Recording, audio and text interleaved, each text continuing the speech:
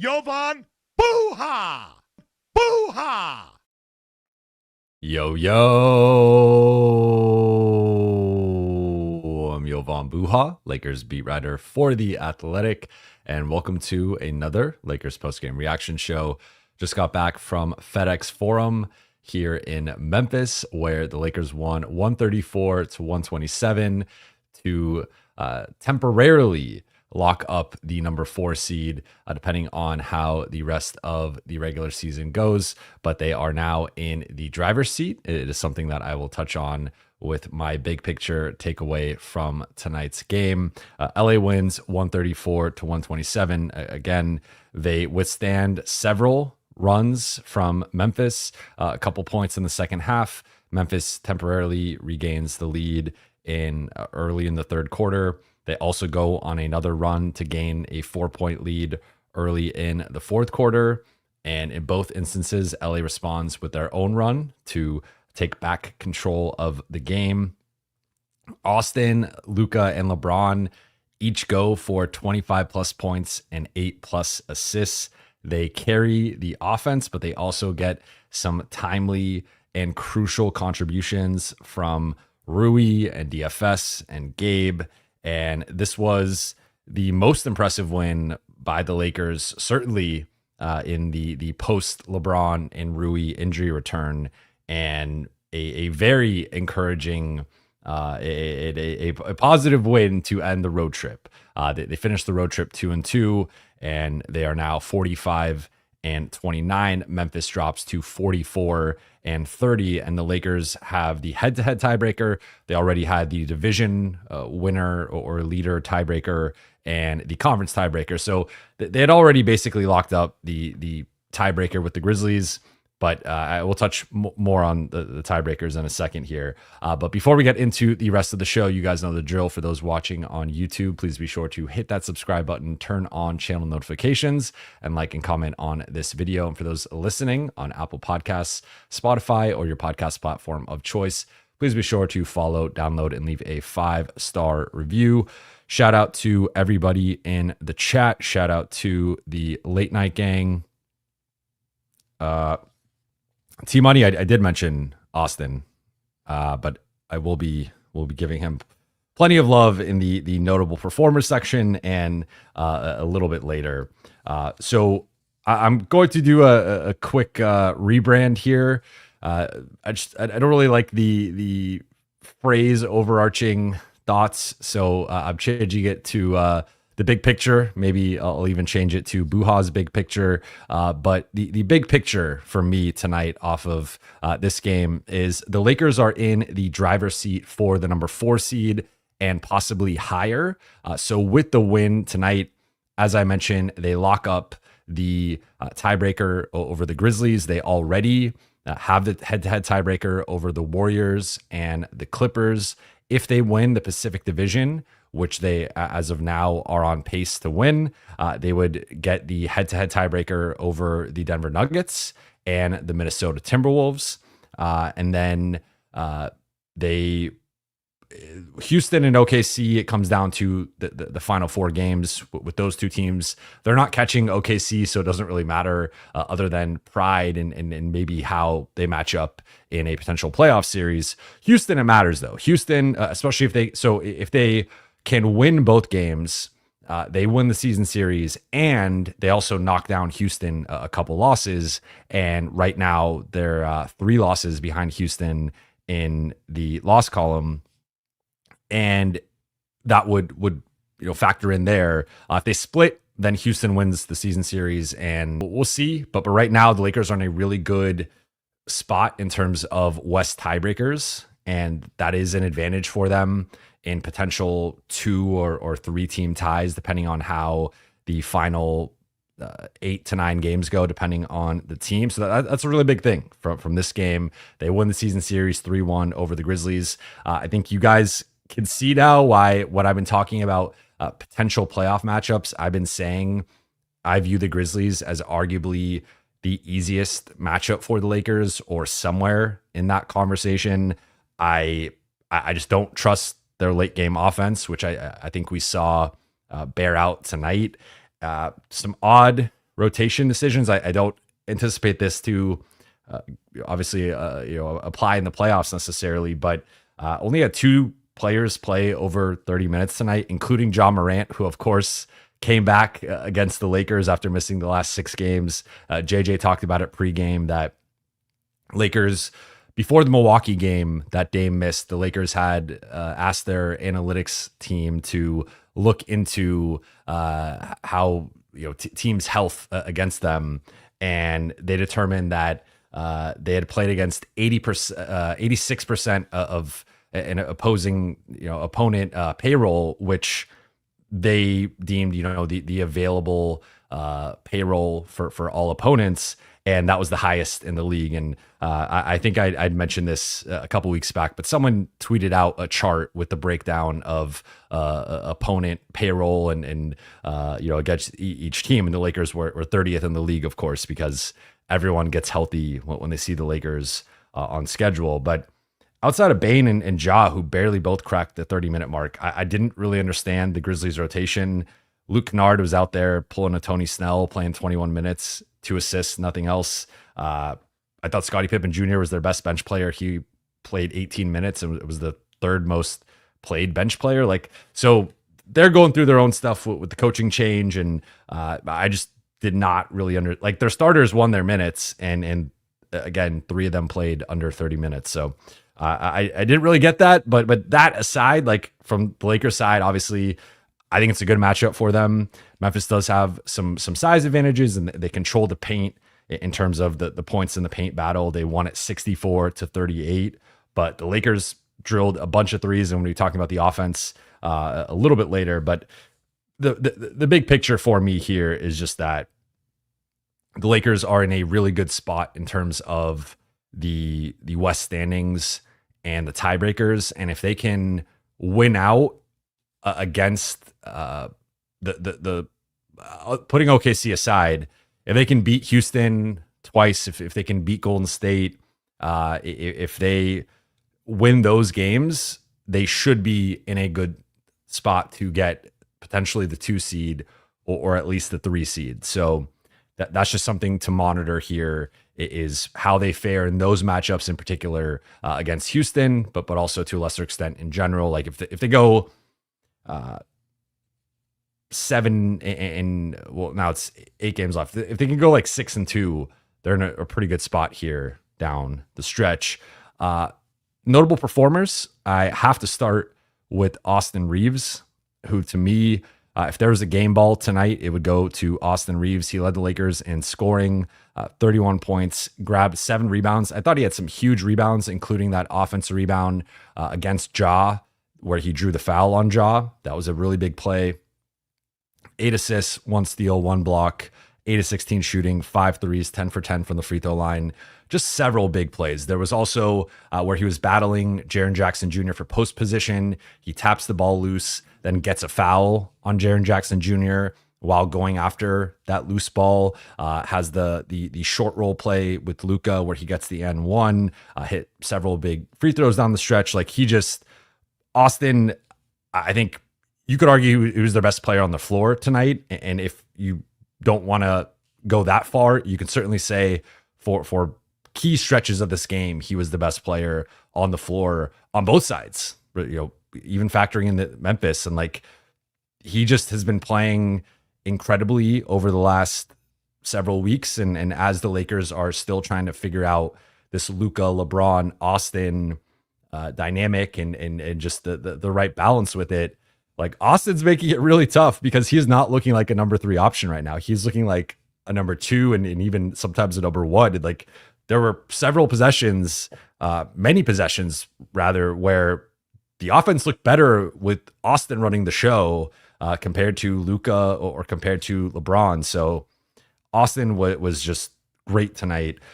Luka, 29 points, 8 rebounds, 9 assists. You can just pencil in that stat line basically for him. 8 of 18 shooting, 2 for 9 on threes, 11 for 12 at the free throw line. I thought he did a really good job of controlling the pace of the game. They were struggling with what to do with him. The Lakers were using him obviously on the ball a lot, but also off the ball and trying to post him up a bit. and creating some mismatches and some havoc out of that. But he also had 2 steals. Austin had 2 steals. Luka had 1. LeBron had 25 points, 6 rebounds, 8 assists, 10 for 21 shooting. Jumper still continues to not be there. And some of the decision making, I think with him, like there's clearly some offensive rust and a lack of rhythm. Jaren Jackson Jr. took it to him several times and scored over him or drew fouls. And that was just a tough matchup for him. I thought DFS was much more effective, but he set a tone early. Remember, he got the dunk like right past Edey. Then he took a charge on him. He took 2 charges. And I thought what was a big part in the Lakers getting that early 20-point lead. And then JJ said after the game that LeBron gave an impassioned speech during one of the late timeouts. And that was a moment that really galvanized the group. And he felt that if LeBron doesn't do that, that they might not win this game. Rui came back, 13 points, 3 rebounds. He hit that big 3 in front of the Grizzlies bench. He loves playing in Memphis.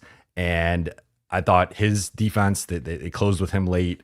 And a lot of centerless basketball tonight. Jackson only played 17 minutes.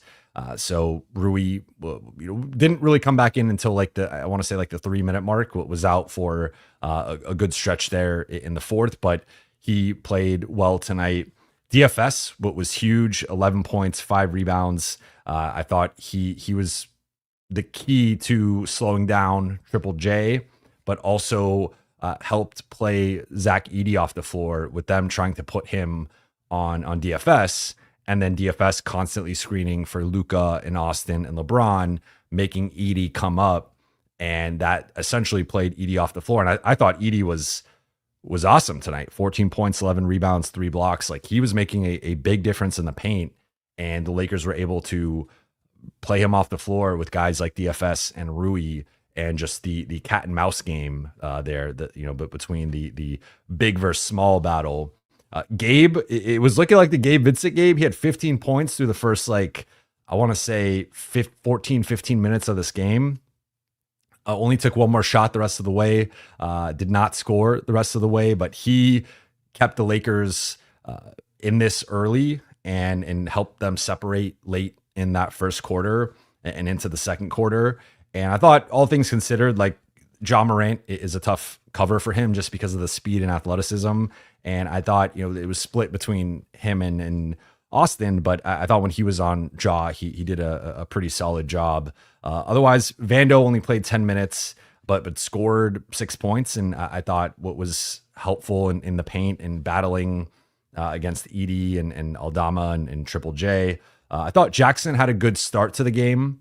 And he didn't have a block, but he was contesting stuff. He was battling on the glass. Like I thought he was being effective.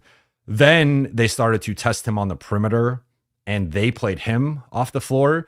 He got taken out 2 minutes into the second half, and really didn't play that much until the Lakers eventually closed with him. But this was one of the games where I thought he was just too low in his screening coverages, and the reaction time wasn't really there.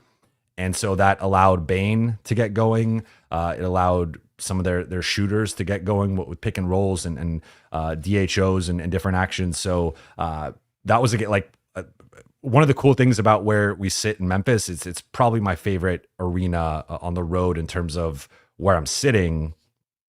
So we are right there behind the scorers table, and we're right in earshot of the Lakers bench. So you can hear a lot of JJ calling out plays, players talking to the refs, players talking to each other.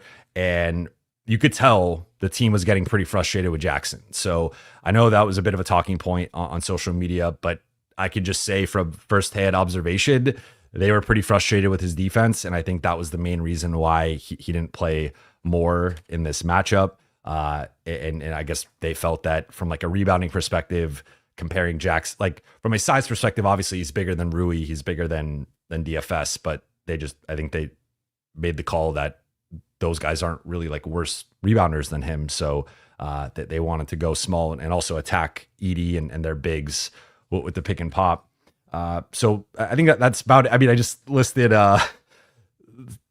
8 players, this was a team win. Like I think Austin and Luka and LeBron are obviously going to get the headlines with their stat lines, and I think Austin deserves it in particular. But several role players hit big shots. They had 6 guys in double figures, 4 guys in double figures at halftime, and this felt like a playoff like atmosphere, a playoff like game, and playoff like performances from several of these guys.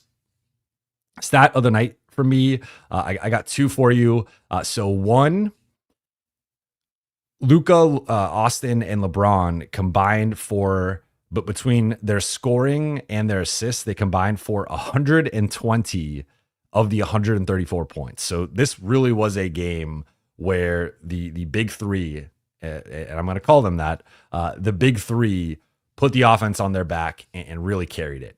And I'm going to touch about on this meeting that they had that people talked about post game. Unfortunately, LeBron and Luka both did not talk tonight, so we didn't get their perspective on this meeting, but we did talk to JJ and Austin.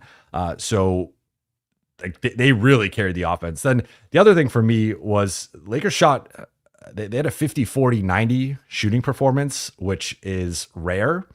And this was like about as good from a shot making perspective as it realistically gets. And it was against the 11th best defense in the league and a team with a lot of size, especially in the front court.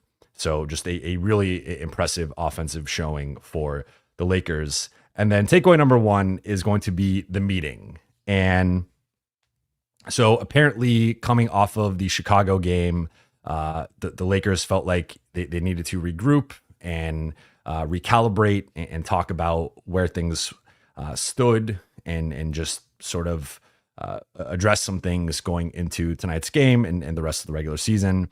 So apparently JJ, LeBron, Luka, and Austin all met this morning in Memphis and talked through the offense and the optimal balance and just different ways that they can involve each other more in terms of the screening and 3-man actions. JJ told them that he feels like there needs to be a greater level of creativity within the offense, and when they're running various actions, like not to be as programmatic or predictable in terms of the way they're attacking certain things.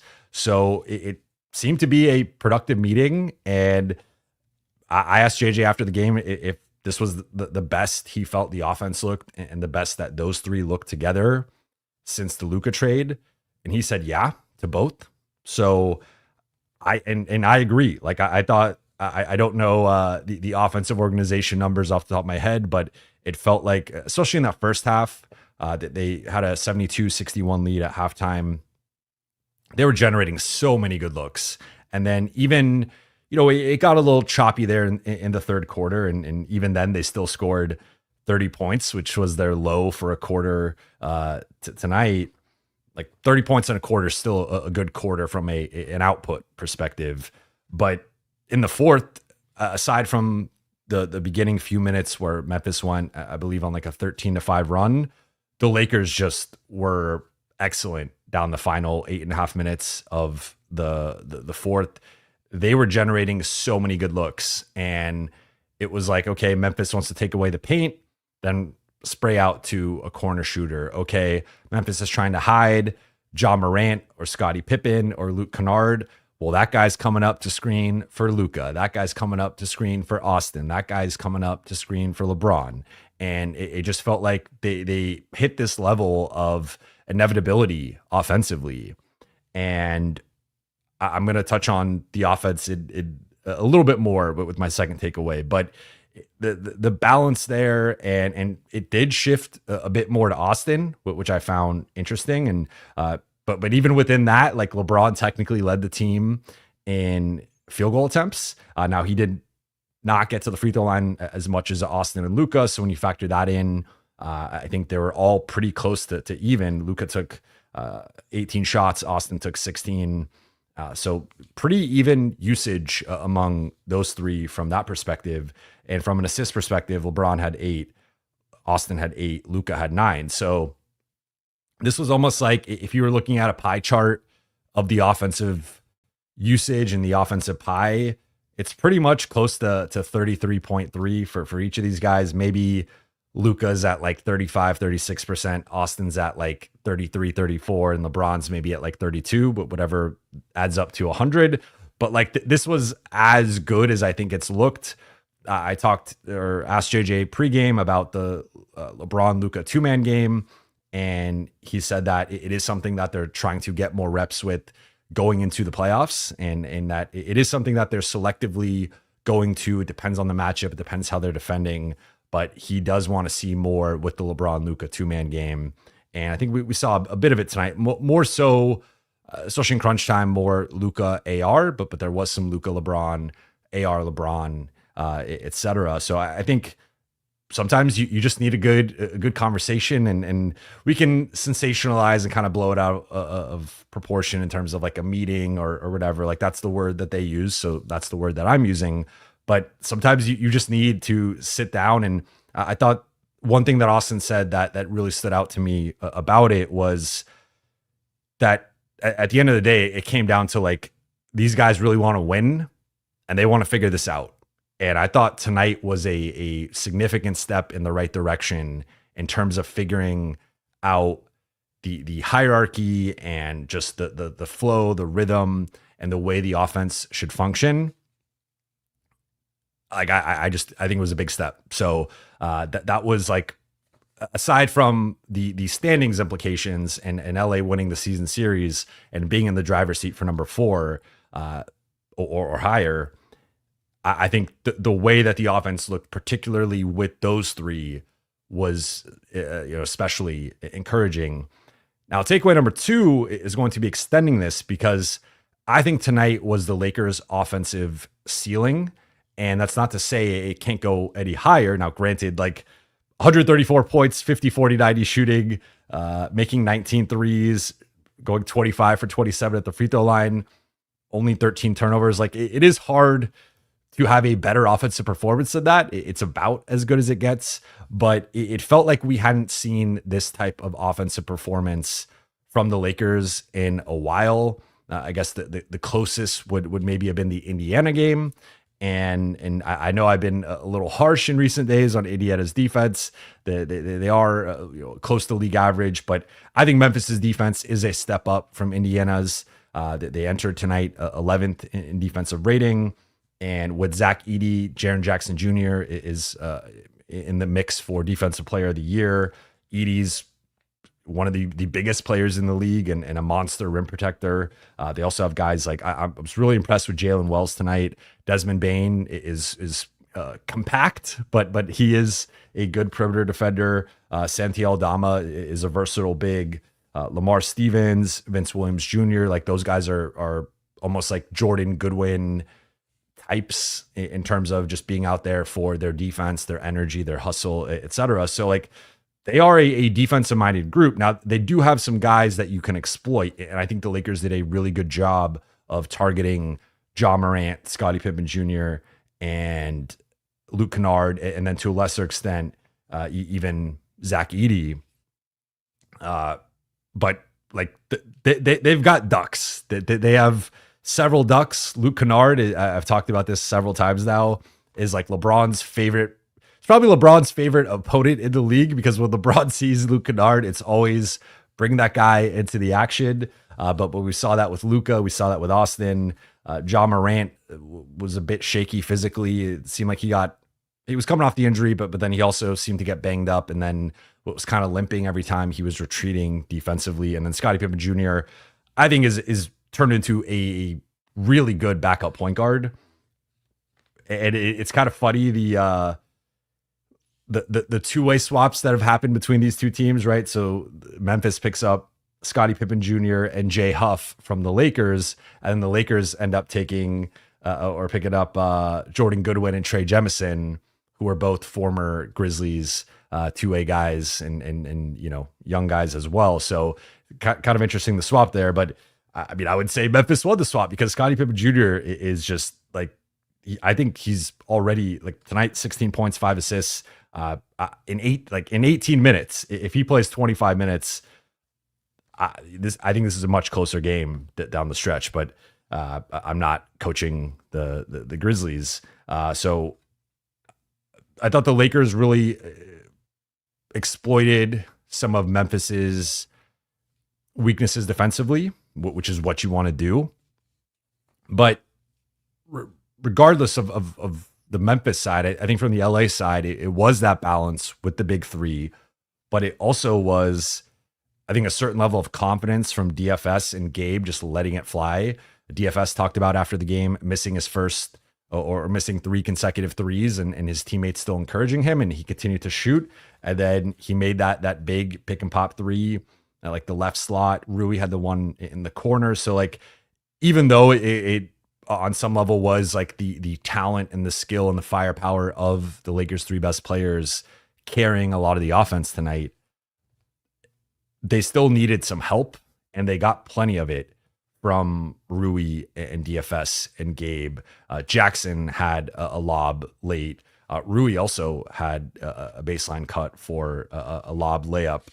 And as I mentioned, Vando had a couple, he had a dunk, and I forget if he had a putback, but I think he had a dump off finish. Like he was, Dalton also had forget if it was a transition play or if it was just kind of like a broken play, but dunked next to Edie, and he played 5 minutes tonight. So a lot of just positive things from the Lakers offense. And again, this felt like a playoff game from the way it was being reffed and just the execution.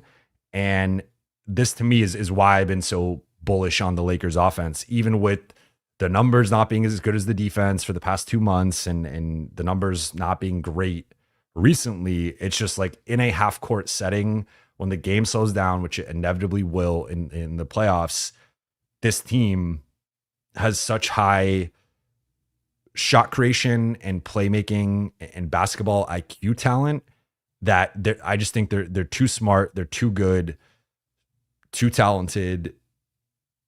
Just like, I mean, that combination of Luka, LeBron, and Austin, I just think it's going to be really hard to stop in a 7-game series. So, you know, I don't know. I just thought tonight was, to me, like what this group can be at its best. And they're still, from a shot making perspective, they missed plenty of open threes. They had some wonky turnovers.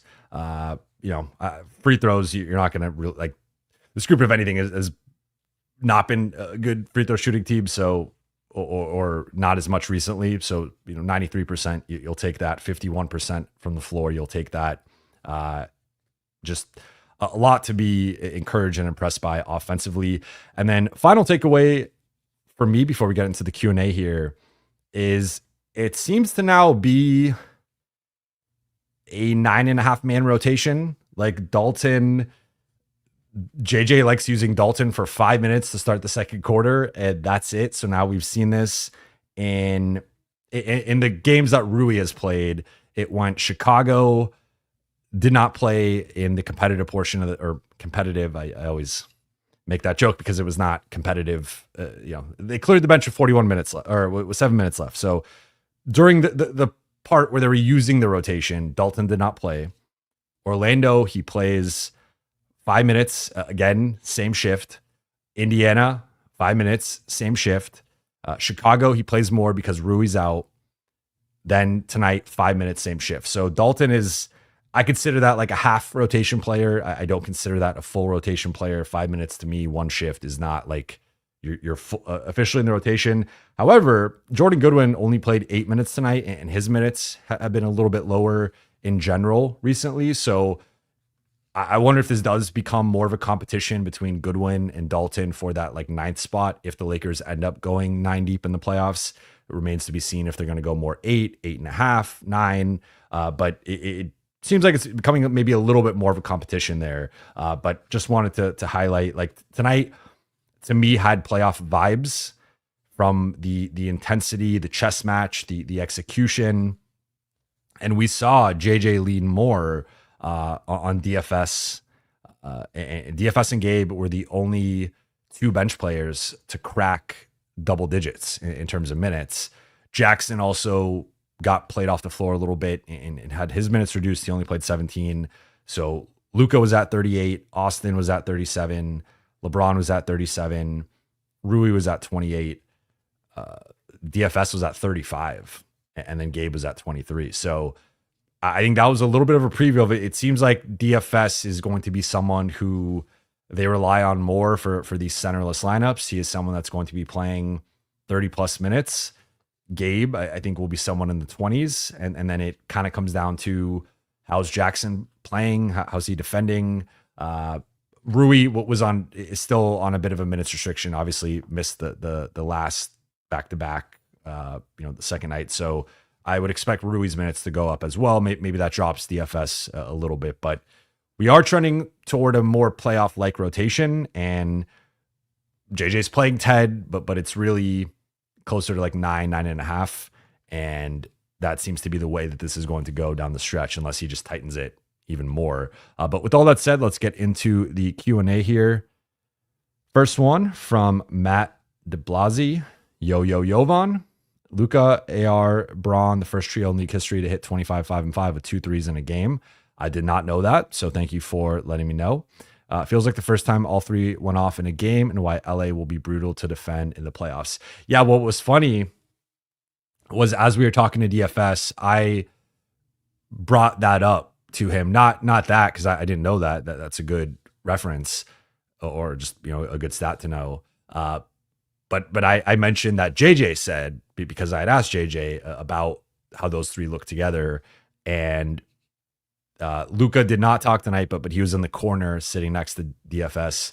So when I asked DFS about it, Luka kind of went like this, and Luka was funny tonight. He kept chiming in to DFS's answers. Like afterward, he was like, "Man, you got to do some media training to DFS," and like kind of just ribbing him a bit. They have a fun relationship, but so Luka seemed to, unfortunately we didn't get to talk to him, but he seemed to indicate he didn't think it was their best performance together or best game. But like, I disagree, because as you're referencing here, like first trio, 25, 5, and 5. And like, again, I think in the weird thing right now is that, and I'm not saying this to like, I think they're going to figure it out and make it work. And I think if someone does probably have to take a step back, it is going to be Austin, despite him playing as well as he has. But like, typically we do see, when we look at these like big threes or 3 guys scoring at this type of level,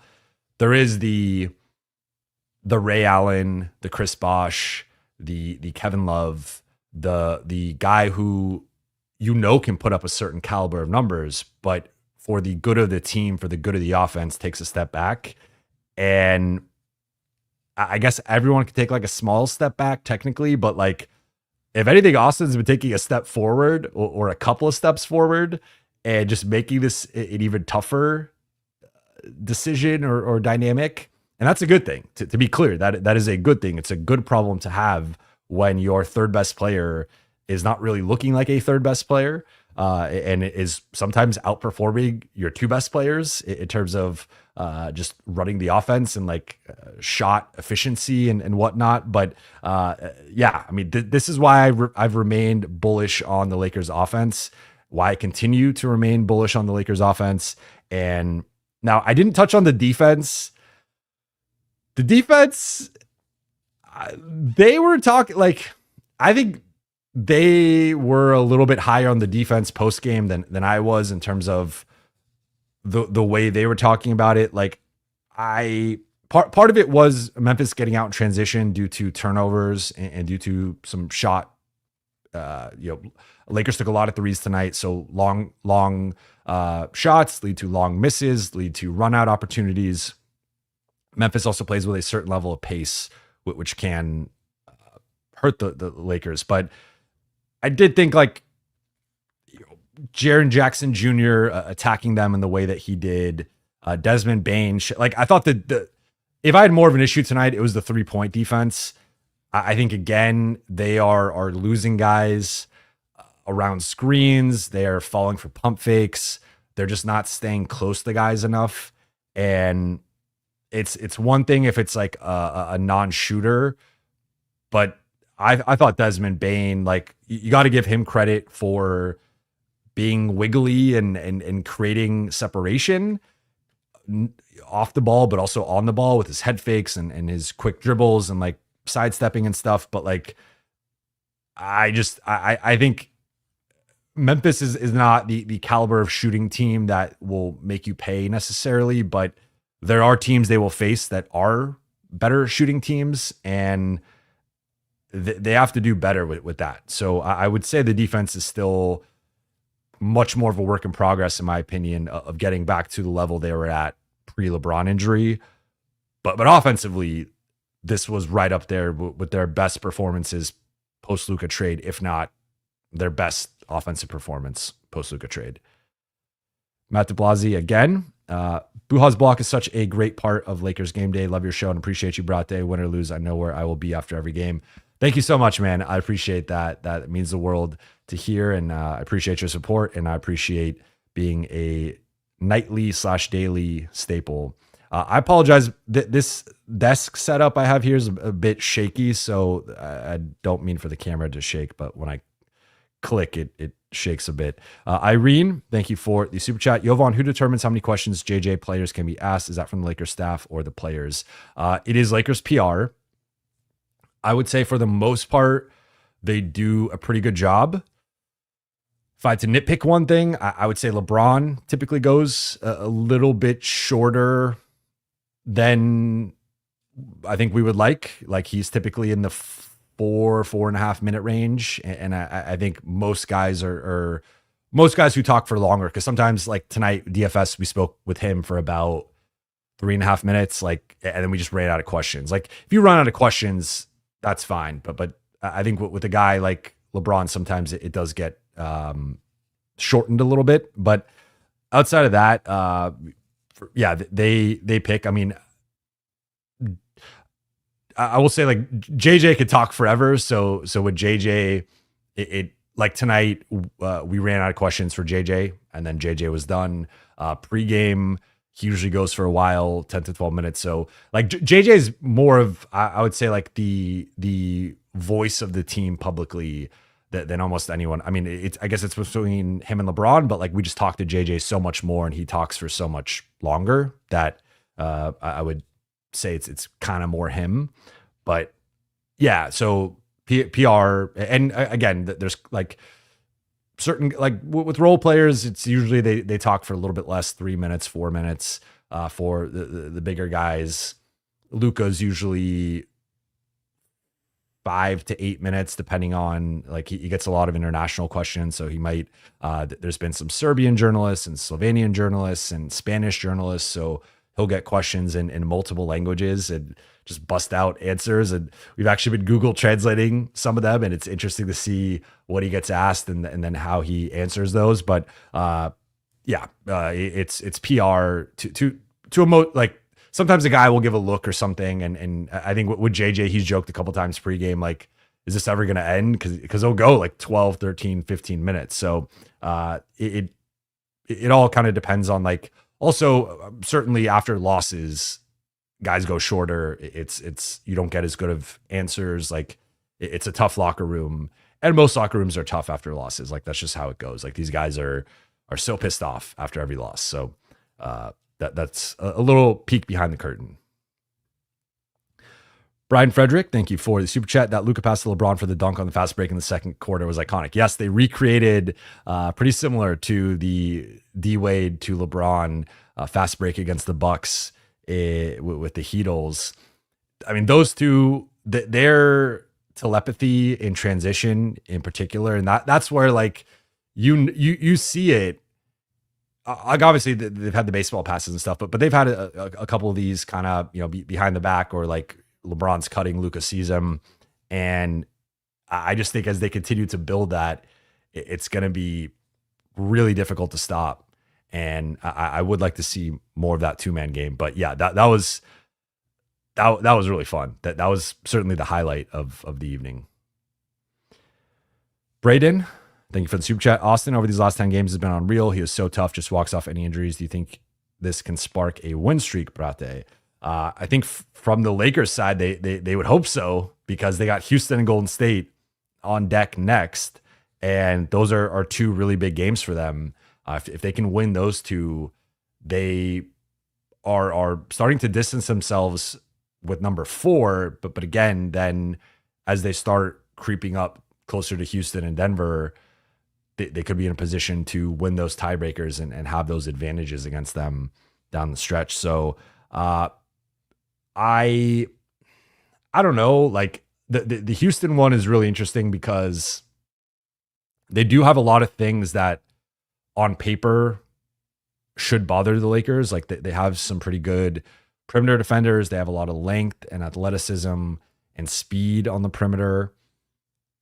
But I think the offense for them, especially the half court offense, especially late game, kind of similar to Memphis, like I just don't really trust it. Now, they are the type of team that could get out. I mean, remember the lead they got out to in early January, but when these two teams last matched up, they can just run on you and overwhelm you physically and athletically, and maybe they blow out the Lakers, right? But if it's a close game, I favor the Lakers against the Rockets. So, you know what? I'm feeling it. I'll say they beat the Rockets and the Warriors. They're also the second best home team in the West. I think that's a factor here. They've actually the only West team they've lost to post All-Star break is the Denver Nuggets. And that was the game where they rested 6 of their top 8 and still almost won that game behind Austin and Dalton and that group. But they've performed really well against the West. And that is also another thing that signifies that they should be very competitive, at least on the Western side of the bracket, you know, against anybody in round 1, potentially round 2, round 3, etc. Eric, thank you for the super chat. Any chance signing a big for playoffs, Moses Brown? I was thinking a big 4. I was like, who are the Lakers signing to make this a big 4? Not Moses Brown. If the Lakers add someone, it's going to be Trey Jamison or Christian Coloco.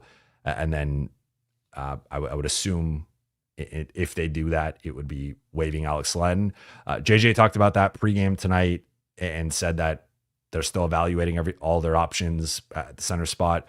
So who knows? Maybe they could sign someone outside, but I think at this point, they really like what they've gotten from Trey and from Christian. And if they make another move, I think it would be that. Ty, thank you for the super chat. I keep seeing Luka / Braun defer to Austin in big moments and he delivers. I know he is the 3, but he is the guy in crunch time. That's a good point. Like I still think, like, go back to the Indiana game. I know Austin obviously had the ball down the stretch in that one, but like Luka takes the final shot. LeBron gets the tip in. My AirPods, so I'm going to make sure. All right. My audio is still good. We're moving on from that. I still think it's probably going to be Luka in like the biggest moments. Or like I still think Austin's probably number 3, but I think the one advantage that Austin has is teams are still defending LeBron and Luka with their 2 best perimeter guys, and that most teams don't have the caliber of perimeter defense to put a quality third defender on Austin. So tonight he got a lot of Ja Morant and Luke Kennard and Scottie Pippen Jr., and Austin's going to cook those guys. Like those guys have no shot. And even when he did get some Bane, he got some Vince Williams, he got some Stevens, like he got some Wells, and he was cooking those guys too. So I think one advantage that maybe does lead more to the point you're making here is that because of Austin's matchup, just the matchups he's going to have, he's always going to be going up against the guy that he can basically cook, because he's not getting, like, if they're playing Minnesota, Jaden McDaniels is probably going to be on Luka. I'm not quite sure what they do with LeBron in that case. Because is a little too small for LeBron. Maybe they go McDaniels on Luka, Ant on. McDaniels on LeBron, Ant on Luka, and then you probably have to close with Nickeil Alexander-Walker on Austin, who's like, he is a good defender, but I just think Austin constantly having an advantage, that's like more of an exception in terms of Minnesota or like DiVincenzo. But even then, like I the way Austin's playing, I have confidence in him against those guys. So he's playing at an incredible level. Like I also think the one thing here too is like context matters, circumstance matters. So like some nights it will be Austin, some nights it'll be LeBron, some nights it'll be Luka. It depends on like who's guarding them, how those guys are performing that night, how the team is guarding certain coverages. And for like the end of the Bulls game, they needed a quick keeper action. And one thing that Austin does have an advantage on LeBron and Luka is he gets downhill very quickly. And like that is one thing. He plays with a certain just a certain speed and tenacity in terms of his penetration and getting downhill that like I think that is an advantage for him in comparison with those two guys right now. And of course, like end-to-end speed, LeBron is faster, but I think especially coming off the injury, LeBron has been a little bit more calculated with his drives, and it's been a lot more methodical and backing guys down, and he just hasn't quite had the same burst. So like Austin is in terms of my favorite word, verve, like he is far and away their most vervy player, and that is something that's important. So I think a lot of times we like to have the conversation of who's going to take the last shot, who's going to run the offense. I think again, depending on matchups, there will be times where each one of those guys is, but I think in the biggest moments, it still will be Luka having the ball. And I would not be surprised if he, like we even saw down the stretch of the Indy game, Luka, Rui pick and pop, and Austin and LeBron were more like decoys, catch and shoot, spot up guys. Like I could see stuff like that happening too. I still think the Luka pick and roll will be their bread and butter. It just comes down to who's the guy screening for him. Is it making a big man pay and picking and popping, or is it attacking a mismatch? Or like, you can't. One thing that I should have mentioned earlier too is like you cannot hide a bad defender against the Lakers. Like that is one thing that I think tonight made clear. If you have a bad defender out there, the Lakers are going to hunt that guy, and they're going to either play him off the floor or make you pay for having that bad defender out there. So that really is like a factor here. If I'm looking at how I match up with the Lakers, it's tough to play bad defenders, especially in crunch time, because they're going to terrorize that guy. And that's what they did tonight. Ty again. Our defense is bad, but teams have been shooting lights out against us. Shot making has been crazy. Guys shooting way above percentages. Lately, yes. Now, the pushback I will have, and I've made this point recently several times, like they've actually, and I don't know the more recent numbers, so I think, again, it is skewing against the Lakers right now. But for a stretch there during the good defensive stretch, in terms of shot quality, expected shot quality, and actual shot making, shot percentages, the Lakers were benefiting from some shot luck. And detractors against the Lakers defense will often reference that. Now, the part that doesn't get referenced is the flip side, where the Lakers shot quality of their offense, their shot making, their shot percentages were lower. So on both ends, they were underperforming offensively and overperforming defensively. I think recently you've seen them regress to a more, like, in the short term, it's obviously been teams shooting amazingly against the Lakers. But I think when you look at like kind of from mid-January on, it's starting to balance out more to like normal or closer to league average. So that's one thing to note with this. However, I think the 3-point defense is still a weakness for them right now, just because, again, to go back to last season, right? The Dante Exum game, you give a non-shooter wide open threes and they hit a couple, it changes the confidence. Like one to some extent, like it's not this simple, but a big part of shooting is confidence, is seeing the shots go in.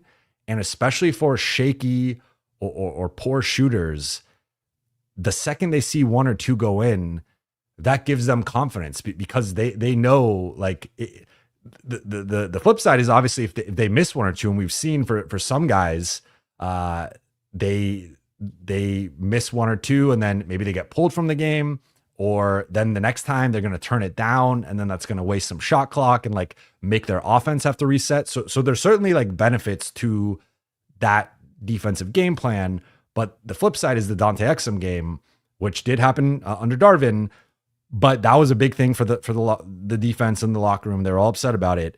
But then going to more recently, like we have seen some non-shooters start to make shots against the Lakers, and that changes the complexion of a game. But my issue isn't really with that. As I said, it's more so like Desmond Bane getting the open looks he got tonight. Like that should not happen. It's just like there was too many breakdowns with that, and that's why Jackson ultimately got pulled. So I think they need to shore that up. And it was a problem against Indiana. It was a problem against Chicago in both games, and it was a problem tonight. So it was even a problem against Orlando. So yes, they certainly have had some bad luck in terms of opponent shooting and guys who are not, guys outperforming their typical shooting. But I would also argue that with the Lakers packing the paint and really trying to make up for the lack of size sometimes by overemphasizing rim protection and defensive rebounding and protecting the paint, which is understandable. But the downside is the 3-point defense and how taxing it is to have to run out and rotate and scramble. And eventually when you're on a road trip, when you played as many games as they played, it starts to wear on your legs and you just don't have the same juice. And I think we've seen that, but also it's just sometimes when you have breakdowns, like, and those guys shake loose and get into a rhythm, that's where you saw, like, especially in that, I think really in the third quarter, that's when it just felt like every shot Bane was taking, he was going to make, and he was just cooking them. And I would argue that they shouldn't have let him get into that rhythm in the first place. And I think that's been an issue for me with the defense, because I just think this has become a consistent trend, and I almost think that they got into some bad habits with like, oh, well, we don't have to guard the 3-point line, or there's certain guys that we can kind of live with and it's going to be fine. And it was for a while, but now the flip side is happening where some of those guys are starting to make those shots. They're getting more confident. And then there's a ripple effect of now the Lakers try to close out, and now the defense is stretched thin. And now there's all these other things that kind of happen. So I think this is, in terms of looking at like ways that they could lose or potential flaws or weaknesses, like this to me is near the top of the list in terms of just the 3-point defense and the quality of threes that they give up to opponents. I think right now is something that does concern me.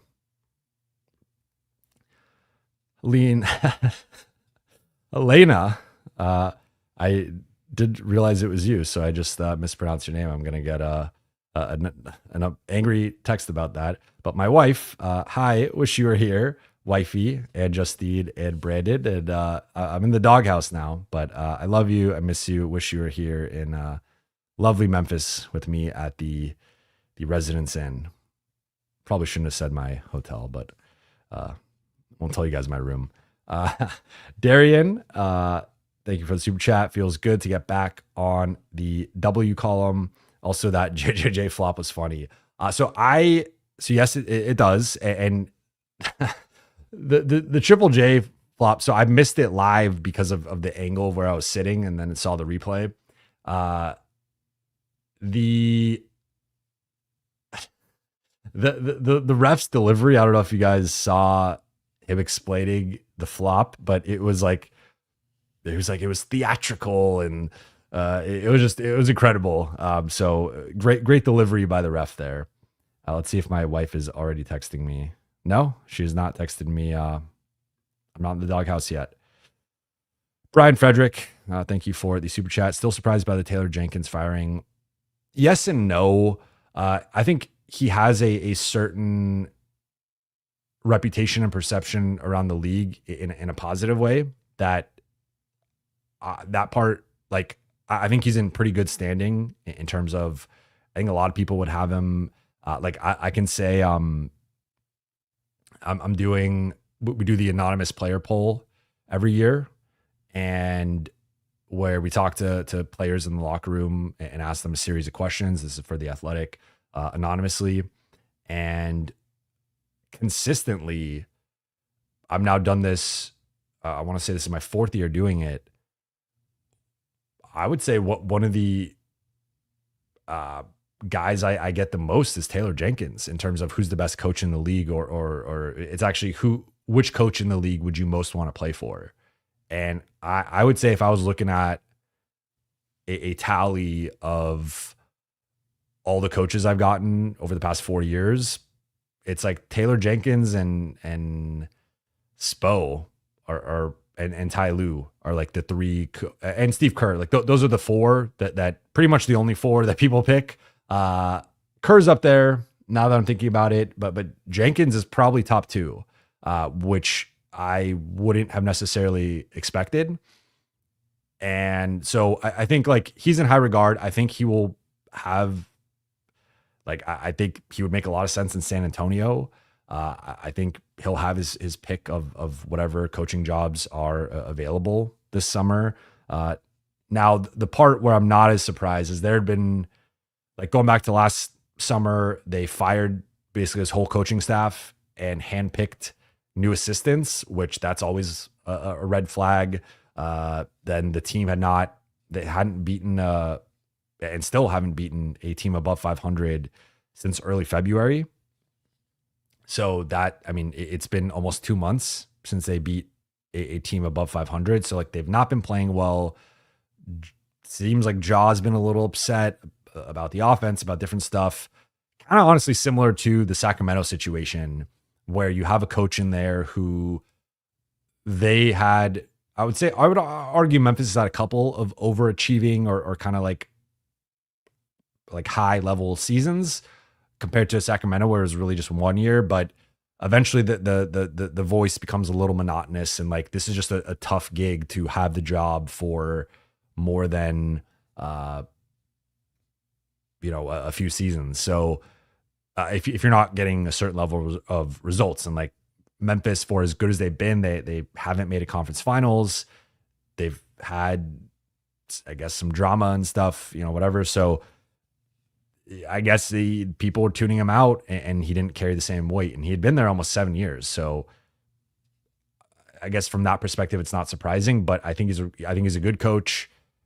It's probably going to end up working out well for him, and he'll go somewhere. I mean, if he goes to San Antonio, like that's a dream job right now with Wemby and De'Aaron Fox and Stephon Castle. Like, you could be competing for champion. Like, they might be better next year than Memphis potentially. So it could end up working out for him. But I've heard nothing but positive stuff behind the scenes about him.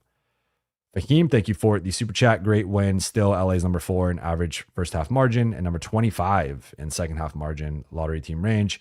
Bit of an indictment on JJ staff for poor prep for opponent adjustments at halftime, concerning for playoffs. The third quarter was a problem again tonight. So like I'm fully in agreement that the third quarter has been an issue. I would say like there's an element of, I would like to, and if you want to look this up, you could go for it. I'm just curious. Like, I would like to know what the other teams in the top like 6 or 7, where they rank in the second half, just because I think there is a human element of, there's a reason why, like, if a team goes up by 30, they rarely win the game by 30. Like, there are certainly nights where you stretch it to 40, or you're up by 20, you stretch it to 30, like whatever. But there's a human nature element of, you take your foot off of the gas a little bit, and then the team also makes, like, this is I guess this is playing into your question here. Like, you don't necessarily need to make adjustments when what you are doing is working. And I think that has been like, obviously, I think you need to prepare for their adjustments and you need to have counters to their adjustments. So those are two different things here. But if I can run a pick and roll at your big man and they're going to be in drop and Luka keeps stepping into wide open pull up threes and making them, why would I stop running that? Like, if anything, I think last year's Lakers and the two previous iterations would not spam stuff enough, not run the same thing enough. And I think this year's group has a little bit of a better balance with that. So I would say that, like, you don't, if your game plan in the first half got you a 20-point lead, 15-point lead, you should still keep doing that until they adjust, and then you need to make adjustments. And that's where I think there could be some criticism of the maybe slowness to adjust at times, or the caliber of adjustments. There could be some improvement there. I also want to point out, though, I don't think this is just a coaching staff thing.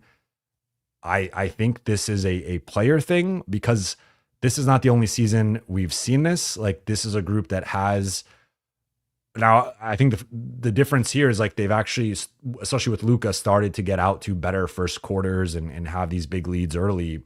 Whereas, like, remember last year, especially to start the season, it was like the first 20, 25 games.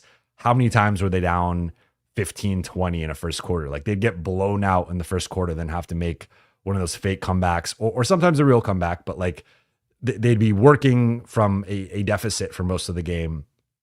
Now they're working from a margin, a profit, I guess, for most of the game, which is a good thing. But I don't think you need to adjust necessarily. Like, of course, if there are things you are not doing well within that lead and it's a little bit of fool's gold, of course, you know, if this guy's not playing well, or this guy, I'm not saying you don't make any adjustments, but I think that the onus is more on the team down by 20 to make adjustments. Otherwise, if you keep running your stuff the right way, like you did in the first half, you should win easily. Now, I think the Lakers have a bad habit of letting their foot off the gas. And this is the part I'll put on JJ and the coaching staff, is I think they need to sometimes, I think he's gotten a little bit more lax with the timeouts and letting the team try to play through it. And I think this is sometimes a team that does not play through it well. It sometimes needs the timeout and the regrouping and like the, okay, guys, like, you're letting the rope slip. You're losing control of this game. I think sometimes they need that reminder, because also, like, I feel like they talk about that a lot, like even tonight, but with the LeBron speech in the fourth, and like, I feel like they're constantly referencing like the external things that keep them motivated, which is natural. But I think this is a group that can sometimes get a little too content with where the game's at, and especially defensively, their defense is predicated on going balls to the wall for 99% of the time to be effective.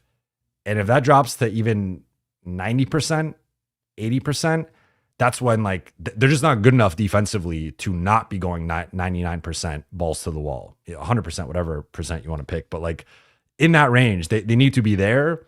Otherwise, like, they don't have the defensive margin to half-ass things, or to even quarter or three-quarter ass things. So I would say, I put between the coaching staff and the players, I kind of put it more on the players of, I think during some, like, we'll just look at tonight, the defensive coverages against Bane. And that was, I think, more so on Jackson than not, but also guys lose. I mean, it was a tough matchup for Rui. Like, Rui should not be guarding Desmond Bane. Desmond Bane is too quick and moves too much off the ball for Rui. Like, that's not one of Rui's strengths. And that was just a tough matchup for him. So there's a lot of factors that go into it, but I agree it's concerning. I would assume in the playoffs, it's not, like, at that point, if they don't have the motivation or the concentration to do it, then they're just not going to win. But I think you'll see a different level of like there's been almost sometimes an element of like senioritis with this group, which I don't think they should have, but seems to kind of be like, you do have a guy in LeBron who's been to double digit finals. Luka has been just coming off of finals. And so, but I think that they need to do a better job. If anything with the coaching staff, I think they need to do a better job of stoking the fire and keeping these guys going, because I think they let their foot off the gas far too early and far too frequently. And this is a group, again, that I think has to have a certain level of focus and fight to be close to their ceiling. Otherwise, like, I don't think this is a team that can coast, because we've seen it even against bad teams. Like, they can't coast defensively against bad teams. Bad teams light them up if they're not trying defensively. So, like, they really need to be flying around and trying defensively. Otherwise, their lack of size, especially around the rim, is an issue. So that's where I think and that's partly in the coaching staff, but also partly on the players. Jay Fish 500. After speaking with Tim McMahon, are you more convinced that Luka will stay a Laker for the rest of his career? Thank you for the super chat. Yeah, I thought Tim was very I think that's the way that this is trending. So I'm not saying I thought Luka was like going to leave or anything, but I think the way that Tim spoke about Luka's loyalty and how important loyalty being extended to him is for him, I think that's what the Lakers tried to do with the Mark Williams trade. They've added his trainers and strength and conditioning people that Dallas had kicked out. They're going to offer him whenever, the second they can offer it, they're going to offer him an extension. We'll see if he takes that or not. But like, I think they are taking the right steps to getting him to feel comfortable and acclimated and show him that loyalty for a long-term relationship. So I think that's where this is headed. Of course, like, there are always unknown variables that could come up that could change that. But as of right now, with the current information available, I am confident that he will remain a Laker for the foreseeable future and sign, whether it's this upcoming summer or the following summer, sign an extension, whatever, for several more years and be a Laker through, I guess, at least into the 2030s. But with this league, you never know. Like, things change on an hourly basis sometimes. But I think with Luka, he is big on loyalty. He is big on, I think, trust. And I think the Lakers are doing a good job of trying to earn his trust and prove, worthy's maybe the wrong word, but prove they're going to be loyal to him, and they hope he'll be loyal to them. Shabugan, thank you for the super chat. Do you have a Bernie Sanders impersonation? Once again, I'm asking for more people to talk about Austin Reaves for most improved player. I don't have a Bernie Sanders impersonation. If you ask for a impersonation that I would feel comfortable doing, I would do it. I'm not going to tell you any of the impersonations I feel comfortable doing, but if you could figure it out, I will. I'll do it. But yeah, Austin. I mean, again, I've made this point before. I think Cade's going to win it. I think there's certain awards where once a guy becomes a certain level of front runner or favorite, they end up getting it. But Austin and like, I think Austin's kind of flying under the radar with it, and that's okay, because I think people will continue to underestimate him, and that's a good thing for the Lakers. Ty, where can I get these single leg tights brand? What single leg tight? What is this in reference to?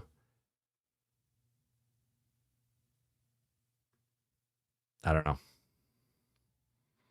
Pure Flow.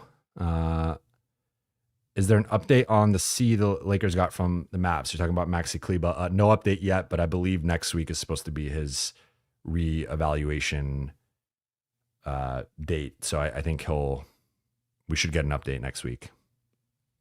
Golden, thank you for the super chat. Not a fan of the rotation tonight. Took too long to put in Hayes. Went small, unable to target Edie and get stops. I really like Capella as an addition. So I would agree in a sense. The part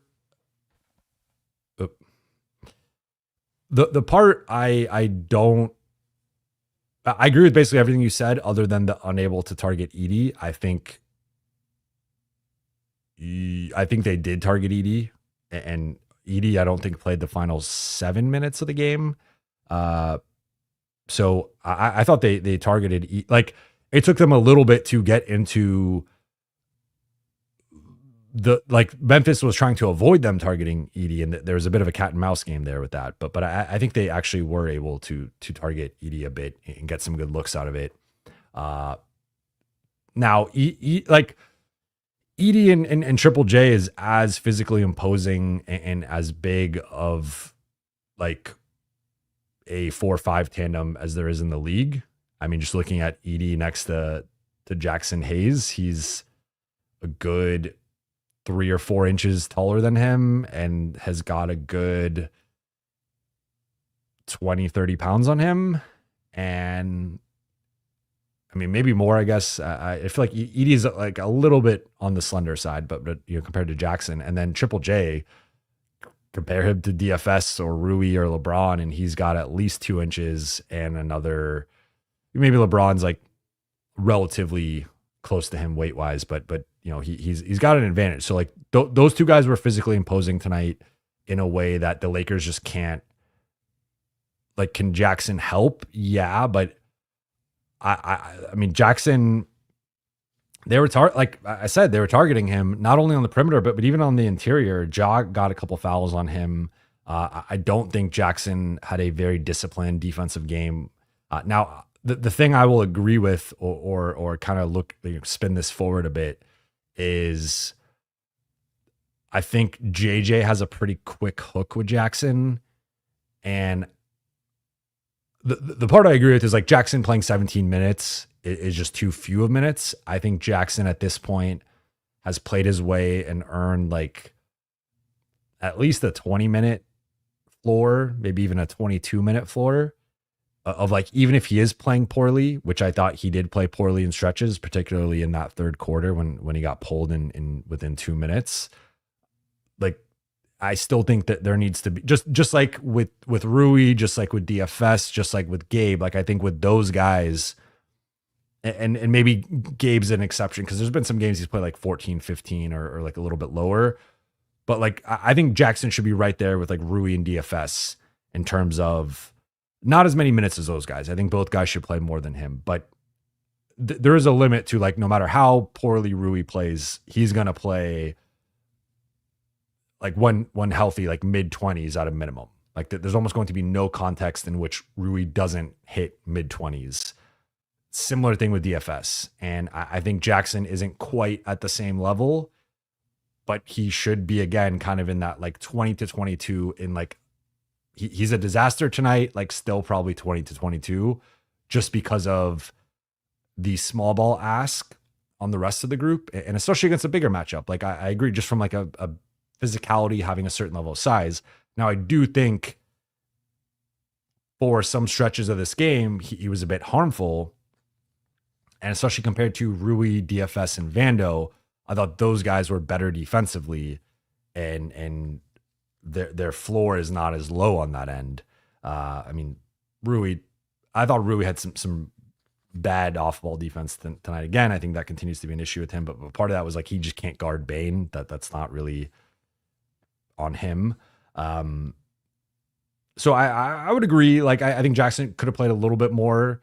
I don't think he should have played like 28 minutes tonight, for example. Like I don't think he played well. I think sometimes I think people like look at the size, which I get to an extent, and they were +3 in his 17 minutes, but like I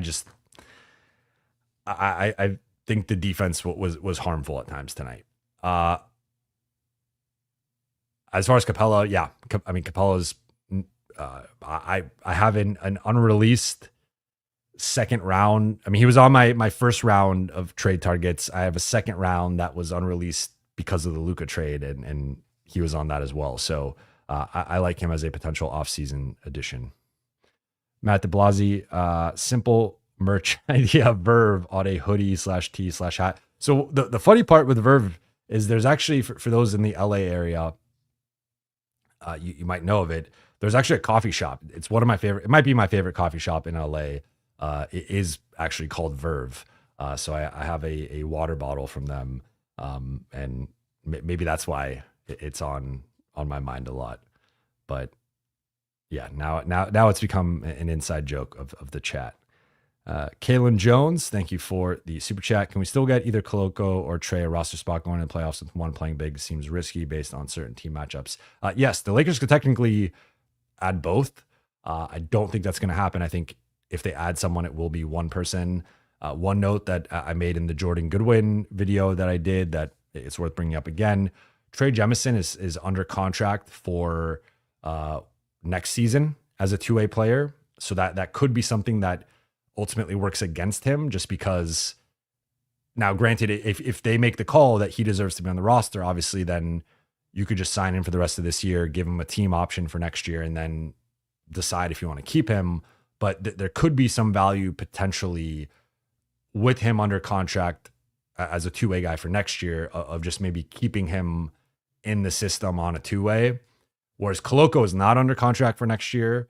So that is something where if you don't make a decision there and potentially add him and offer him that team option, another team could come around this summer and offer him a back end roster spot or offer him a two-way and then maybe promise him a little bit more playing time or more opportunity or something. So I think that there could be a little bit more uncertainty with like what happens with Koloko if they don't convert him compared to Jemison, who they have a guarantee with for next season. So that's just something to keep note of. Obviously, if you think Jemison's the better player and you being the Lakers, then convert Jemison, right? But I think one should be converted.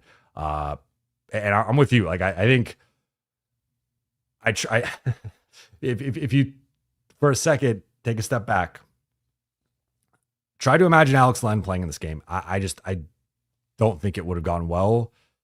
And I much rather would have, or much rather would have seen Jemison or Koloko in this game if the Lakers were going to play a second center. So like, they're just in a tough spot now where if anything, like if Jackson gets in foul trouble, if Jackson gets injured, if Jackson's not playing well, your only option is going small and going centerless.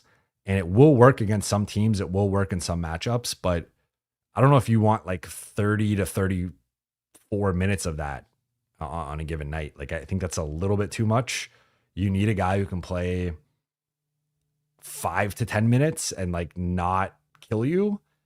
And I think that's either Jemison or Koloko. Pick one and then put that guy on the team over Alex Len. Like, I think that's the move. Sporadic, thank you for the super chat. Do you think the Lakers fans will melt down when Reaves gets his next contract at $25+ million a year? It's deserved money to BH. I think you are actually underselling it. I've been saying 30 million, and that was before this recent stretch.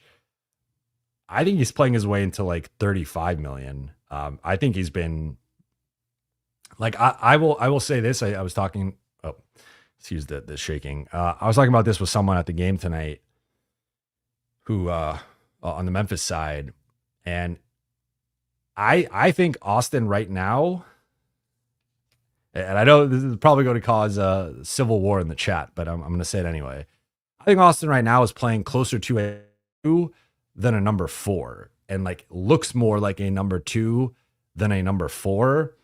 And that, like, could Austin go be the number 2 somewhere and get paid 30+ million and like be a really good number 2? Like, I mean, I don't know what that, like, I think you would have to have a Jokic or a certain level of a number 1 to kind of in like a certain roster build. I don't think he's roster proof, but like I still think he's ideally a number 3. Like that to me is the ideal, the optimal use in just slotting of Austin. But like, I mean, we've seen with Luka.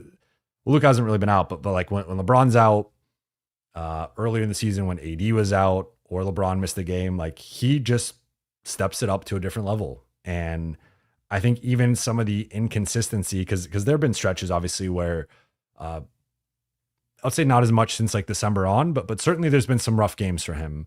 And I don't even count like the Boston, Brooklyn, like coming directly off of his calf strain. As at this point, you guys know, like I always give guys a few games coming off an injury to like look more like themselves.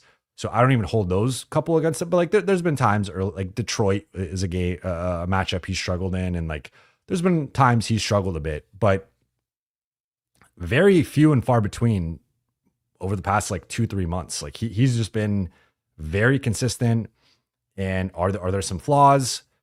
Yes. Could the shooting be a little bit better? Yes. Can some of the passes or turnovers be better? Yes. Can the defense be better? Yes. But that's more so focusing on what he can't do and not what he can do. And what he can do is like consistently get downhill, consistently cook the second or third perimeter guy, consistently get to the free throw line, consistently run the offense as the on-ball guy or as the screener. Like hits big shots, is tough as nails, welcomes any challenge, is as competitive as anybody on the roster. Like it's hard to ask more from the guy. I think he's over delivered, frankly. So he's going to get, like, I'll say this. I mean, barring something crazy happening, which, you know, there's always that possibility. I'd be shocked if he doesn't get at least 30 million annually. Going 8 more minutes till 1:30, and then I am out.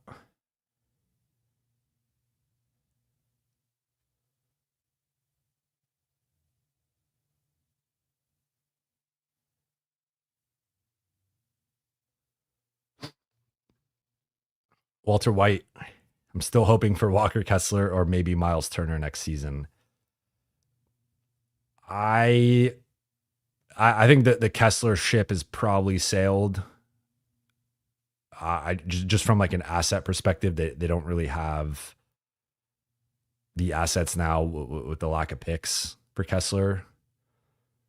I also think Utah probably just demands Austin, and I don't think the Lakers do that. Miles Turner, now he is a unrestricted free agent, and he wants a payday. So the Lakers don't have the cap space. Like, could they do a sign-in trade?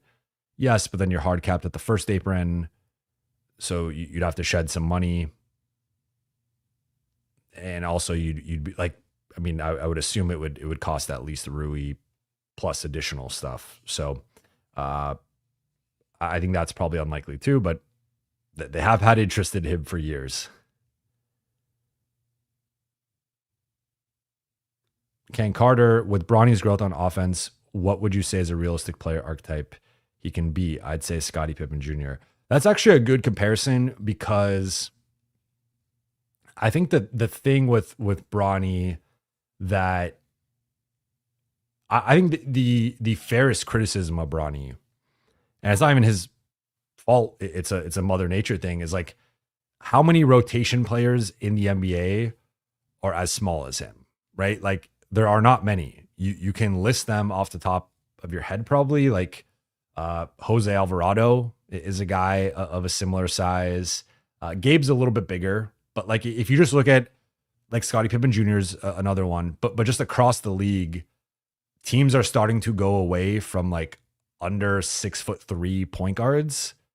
Most teams, their entire rotation is like 6'3", 6'4", and above. Now they could have like several guys in that 6'3", 6'4" range, and that's where it goes into like the variety of just like how big a roster and a rotation is. But one of the more recent shifts from like a roster building perspective has been going away from smaller guards, and with Bronny being about, I would say 6'1", maybe 6'2", if depending on the shoes, that is on the smaller side. So I think like putting everything, the entire conversation and everything with it to the side for a second, I think really the biggest thing is just like guys, like there's a reason why like Davion Mitchell's another guy kind of in that realm. And like, there's a reason why he was compared to him, just because even a guy like Avery Bradley was 6'3", which like it's might be an inch and a half difference, but like that matters at the NBA. Like when you're on the smaller side, every inch matters in terms of like point guard size. So, Pat, like a guy like Pat Bev, but he also played much bigger and could guard up in a way that like Bronny has yet to show he can do. So I think really I say all that to say, like, I think a guy like Scottie Pippen Jr., like it's pretty much like Scottie Pippen Jr. and like Jose Alvarado and Davion Mitchell as like the two paths, or like the two player archetypes, right? Like you could be the defensive pest who wreaks havoc, causes chaos. Jose Alvarado's hanging out in the corners and doing his little pickpocketing and he's and then Davion Mitchell's pressuring 94 feet and he's a brick wall, and so you could do that. Fred VanVleet's another one. I'm just thinking of all the tiny guys, Kyle Lowry, but even Lowry's like 6'3", and he's got a big frame, we'll say, or Scottie Pippen, where you're like a speedster pick and roll practitioner. I think his IQ and ability to make reads and plays is just, he's awesome. So that's, now I will say Bronny is trending in more in that way in terms of his pick and roll and on ball development. Like, and remember Scottie Pippen Jr., like this was a more recent thing going back to last season where he got a couple of shifts or a couple of opportunities with the Lakers and like didn't look good in them. Right. And he was doing well in South Bay, but then with the parent team was not performing as well. So these things take time. And I think that's actually a really a roundabout way of saying I think that's actually a good comparison because when we look at, it's just hard for guys that size to be in a rotation because teams will try to target them and go at them. And I think for Bronny, I think he's got his like kind of two paths of which one he could go down.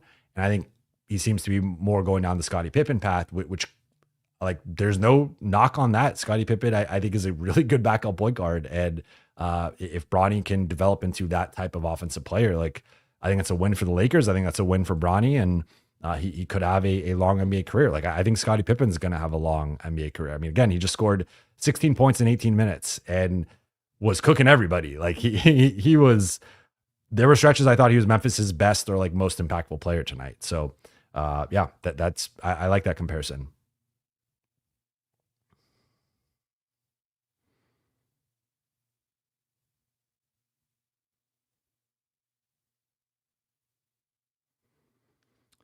Glenn S, Darius Garland 6'2". Like you guys can find exceptions. Like I would also argue Darius Garland's like an all-star and a top 35 player. So I'm not saying Bronny can't do that, but like Darius Garland, was I forgot how high he was selected, but like there are exceptions, but the exceptions are like all-star, like even some of the guys I just mentioned, or you mentioned Garland, but I mentioned like Kyle Lowry, Fred VanVleet, those guys are like all stars. So like they're almost that kind of shows like you have to be basically an all-star level talent to make up for the size deficiency.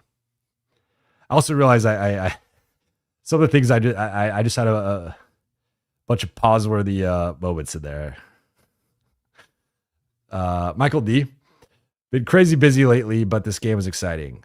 Thank you for the super chat, and I'm glad you still made it.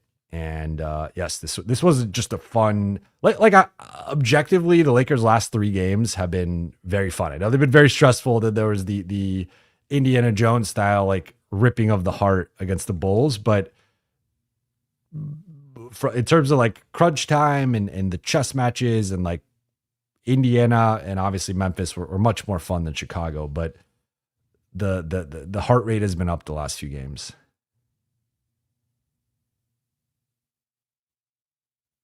Did someone say, who said Gabe 6'5"? I didn't say Gabe 6'5".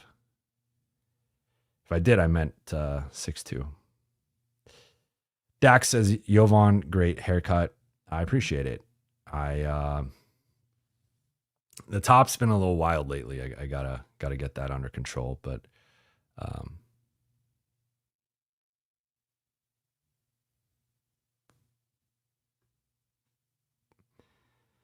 Kevin Cambridge, when's our next nationally televised game? It's a good question. Let me pull up the Lakers schedule. Might not be till, I think, Thursday against the Warriors is TNT. Oh, Monday against Houston's TNT. So Lakers remaining schedule, Monday versus Monday versus the Rockets, TNT. Thursday versus the Warriors, TNT. Sunday in OKC is NBA TV.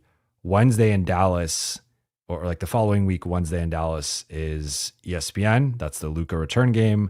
Then that Friday, they play Houston in their final home game. That's an NBA TV game. So those are the nationally televised games. Sporadic. Do we get in every inch counts tee? Maybe we'll add that to the merch. But final one here from W Lopez 87.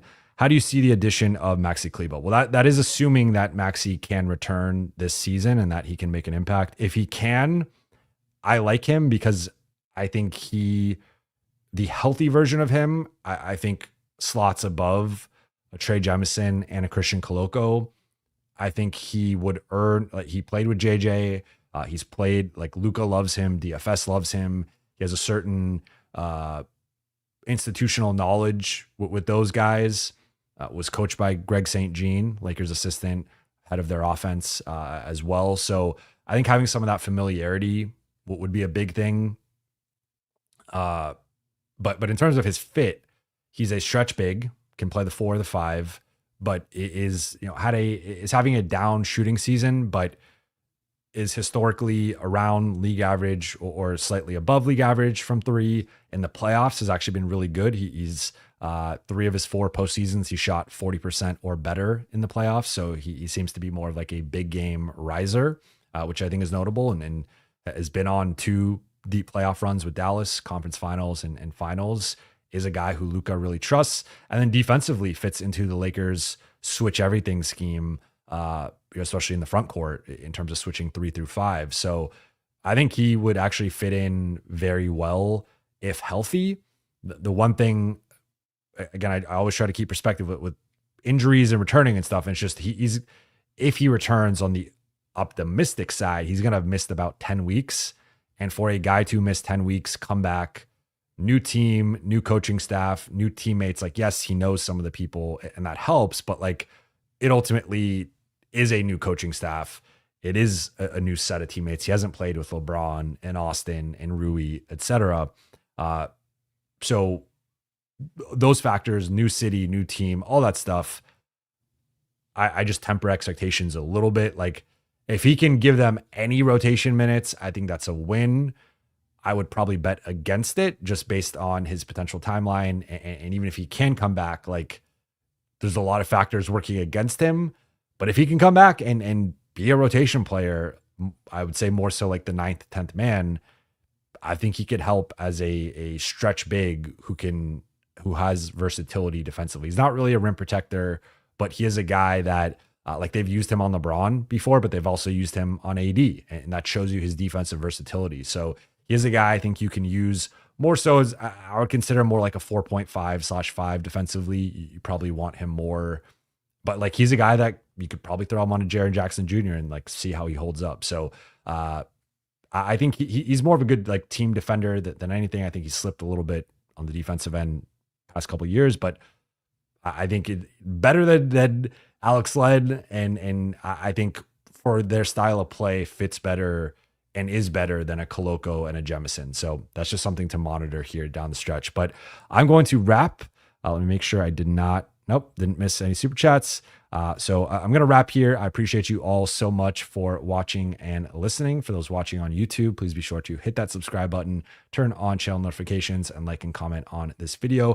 For those listening on Apple Podcasts, Spotify, your podcast platform of choice, please be sure to follow, download, and leave a 5-star review. Shout out to the Late Night Gang. Shout out to my wife. I hope I'm not in the doghouse. Let's give some shout outs to Helena in the chat, and let's get me out of the dog. She probably didn't even see it because I don't think she's responded yet. But appreciate you all, and I'll be back Monday night after Lakers Rockets, barring anything crazy happening tomorrow or Monday. Schedule for this week, I think I'm going to go obviously live Monday, Thursday, Friday, Sunday after the 4 games, and episodes Tuesday and Wednesday in the middle of the week. The Lakers are off Tuesday, practicing Wednesday, so it's a little bit of the schedule this week. But I'll talk to you guys very soon.